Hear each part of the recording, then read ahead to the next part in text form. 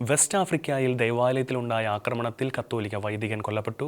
West ആഫ്രിക്കയിലെ Sierra ലിയോണിൽ സ്ഥിതി ചെയ്യുന്ന ഇമാക്കുലേറ്റ് കൺസെപ്ഷൻ ഇടവക വികാരി ഫാദർ അഗസ്റ്റിൻ ഡൗഡ അമാദുവാണ് ആക്രമണത്തിൽ കൊല്ലപ്പെട്ടത്. സംഭവത്തിൽ കെനേമ പോലീസ് കേസെടുത്തു. നാളുകളായി വെസ്റ്റ് ആഫ്രിക്കയിൽ ക്രൈസ്തവ ന്യൂനപക്ഷത്തിനെതിരായ ആക്രമണങ്ങളും പീഡനങ്ങളും വർദ്ധിച്ചുവരുന്ന അവസരത്തിലാണ് വൈദികന്റെ കൊലപാതകം ചർച്ചയാകുന്നത്. ഓഗസ്റ്റ് 30 രാവിലെയാണ് സംഭവം നടന്നത്. ഫാദർ അഗസ്റ്റിൻ ഡൗഡ അമാദു താമസിച്ചിരുന്ന വൈദിക മന്ദിരത്തിൽ അതിക്രമിച്ചു കയറിയ സായുധ സംഘം കേടുവന്ന ജനാലയിലൂടെ വൈദികന്റെ മുറിയിൽ കയറിപ്പറ്റുകയും ദാരുണമായി വൈദികനെ ആക്രമിച്ച് കൊലപ്പെടുത്തുകയുമായിരുന്നു എന്ന് റിപ്പോർട്ടുകൾ പറയുന്നു. വൈദികന്റെ ജീവനറ്റ ശരീരം പിന്നീട് വൈദിക മന്ദിരത്തിനുള്ളിൽ നിന്നും കണ്ടെത്തുകയായിരുന്നു. തുടർന്ന് മൃതശരീരം പോസ്റ്റ്മോർട്ടത്തിനായി കെനേമയിലെ ഗവൺമെന്റ് ഹോസ്പിറ്റലിൽ മോർച്ചറിയിലേക്ക് മാറ്റി.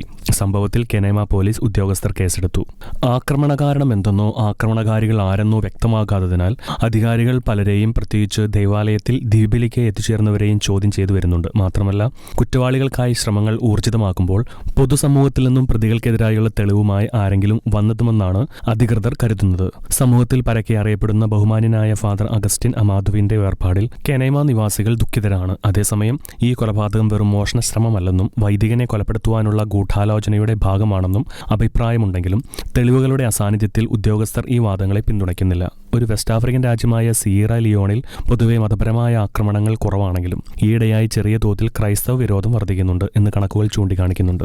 78% മുസ്ലിങ്ങളും 21% മാത്രം ക്രൈസ്തവരുമുള്ള സിയറ ലിയോൺ മറ്റ് വെസ്റ്റ് ആഫ്രിക്കൻ രാജ്യങ്ങളായ നൈജീരിയ, ബുർക്കിന ഫാസോ മുതലായ രാജ്യങ്ങളിൽ നിന്നും വ്യത്യസ്തമായി ക്രൈസ്തവ പീഡനങ്ങൾ വളരെ കുറവുള്ള രാജ്യമാണ്. International desk, Shekinah news.